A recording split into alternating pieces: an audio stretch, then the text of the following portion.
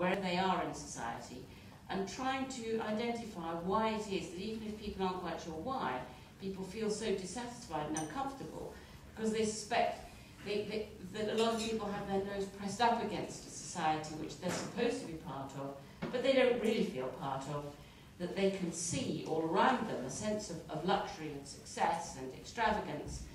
But a very large number of people, I'm talking about people in the middle, let alone people at the bottom, who don't really feel that they are part of it. And we just feel it doesn't have to be that way. David, I'll hand over to you at this stage.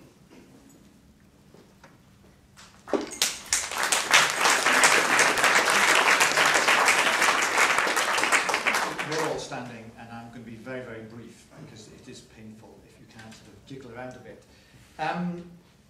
Clearly, as authors, we would like you to read our book. We hope that if you did, you might change your attitude towards tax, as Polly said. But if you don't, can I recommend two recent speeches which you might read instead? Our book was published, formally speaking, on the 4th of August. A fortnight before that, the Shadow Employment Secretary, Chris Grayling, made an interesting speech about poverty, well worth looking at, in which he said, whatever Labour has done, it has not done enough to alleviate the poverty of children in Britain. It has not done enough to rescue large numbers of families, this is a close paraphrase of what he said, from Victorian conditions. This is Chris Grayling, potentially a minister in a Cameron government.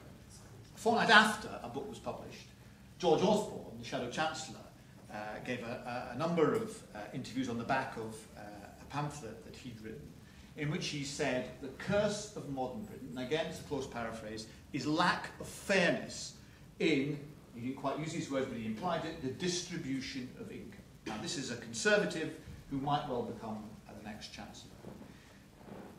David Cameron has identified lack of fairness, lack of social mobility as key problems in modern Britain. We're fortunate to publish our book at a time when, left or right, there is an awareness of a major set of problems. Clearly, there will be dispute about how those problems are addressed. Left and right will retain their positions, for example, in terms of attitudes toward the government. Nonetheless, we do feel we've been fortunate in hitting a spot in the political cycle, in not just this country, but in other countries too, where people are turning to look within organisations, within the distribution of income, and saying, things clearly have gone badly wrong in the boom years. A solution, more fairness, has to be part of where we move forward. If we have a Conservative government, our profound hope is that they will, as they have with policy columns in the past, look at some of our prescriptions and maybe paradoxically adopt positions which we advocate.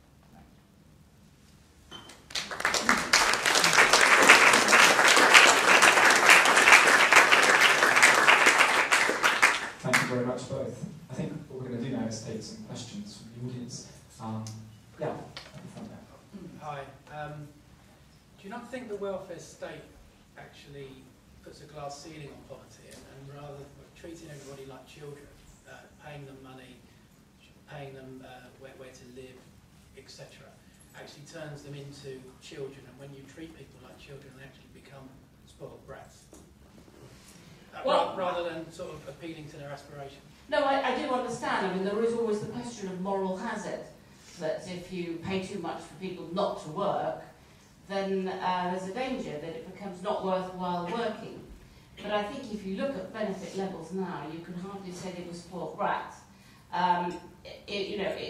I remember how you've liked spoiled brats. Yes, but even so, they are living on very, very, if you're not working now, you're living on very, very low incomes. The majority of the poor, that's people who live under the poverty line as measured right across the UN, the EU, OECD, that's people living on below 60% of the median, not the average, the median income. The majority of people who are poor in this country are in work. Now that would surprise people. How can that be? And that's because the minimum wage is so low, because rents are high, because childcare is high if you're a single mother, and it's very, very hard to get by. In some ways, I'm kind of more surprised that so many people are willing to work for what's pretty, you know, not necessarily all that much more, not going to lift them out of poverty necessarily, compared to if they didn't work. But I don't think you could possibly say that benefit levels are very high, nor that people aren't chivied a great deal to get into work if it's thought they could work. I mean, really, there's quite a lot of pressure on them. It's not that easy to sit about unless you're, you know, utterly unemployable. A lot do though, don't they? Well, some do, but I mean, unemployment's pretty low by any historic level. I mean, whereas a very low unemployment is about to pick up now because of the credit crunch. But by any historic level, you know, in our lifetime, well, since the 60s, it's a very, very low unemployment country compared to most of Europe, a very, very low unemployment. All right, you know, is there always going to be a scrounger or two that the Daily Mail can do? Here's a shocking family, 15 kids by 5 different fathers, preferably Romanian, don't hate them. And, you know, is any society not going to have cases like that? Every society always will have. If you can pull them out and bung them in the paper and make them look as if that represents everyone. I mean, you have to remember how many people, for instance, have quite serious mental problems, and that's, you know, a very high proportion who are pretty unemployable. Though I don't know if you're an employer, but you take one look at them and think, I don't think so. It's very difficult to get lots of people into work because they have all kinds of really quite fundamental problems where they're going to take a huge amount of attention of one kind or another to make them employable. It's not because they're skivers, it's because they've got, you know, things that are really difficult. And I can't imagine any society that doesn't have quite a lot of those. But we are at the moment in a low unemployment time, and I do think the problem of, you know, the handful of people there will always be who will scrounge or not work or be drunk or take drugs. That's just part of life, but you can't use that as an excuse for, well, why are all those people in work for?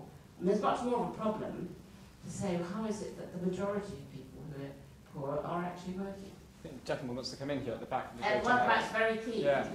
It's actually very keen. It's myself. It's like question time. No, behind you actually. Right at the back. I've been looking at something for the Department for Work and Pensions, and I was shocked to see what the implicit marginal tax rates are for people who are earning very, very low incomes and on child benefit. What an implicit marginal tax rate is the proportion of income working that you get from working that you get to keep after they take away taxes and after they take away your benefit payments.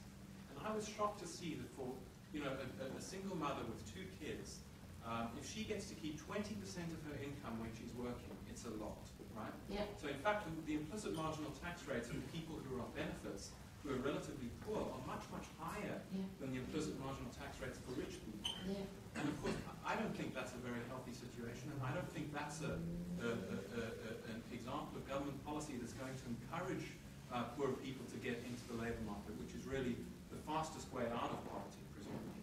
Look, you're right. And I mean, again, I'm just amazed at how many people really, really want to work, and single mothers particularly. When their youngest is in school, they really do want to work, and most of them take jobs, even though they're not likely to earn very much more. Makes them part of society, gives them a life and a purpose, and most people, and the work ethic is phenomenally strong in the face of that kind of thing. Of course, what's happened over many decades is that more and more people have been pulled into tax. At the end of the last war, most of those people would never have been paying tax at all. And it's been allowed to drag in more and more people at the bottom. And of course we need a rebalancing of the tax system so that we should tax people at the top much more, who are actually being paid tax less than ever before, and simply recycle it through the system and take a whole lot of the low paid out of tax altogether, and it would make a hell of a lot of difference in the system. You need to look at both the tax system and the benefit system, because effectively the benefits are a negative tax.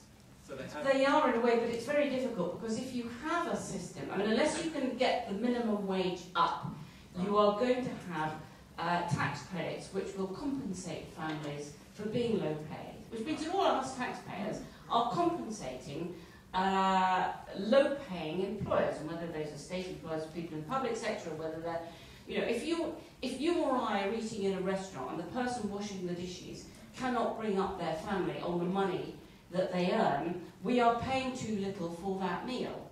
As a result, the taxpayer, which is also us, has to step in and subsidise that family so that that person can do that job. This makes no sense.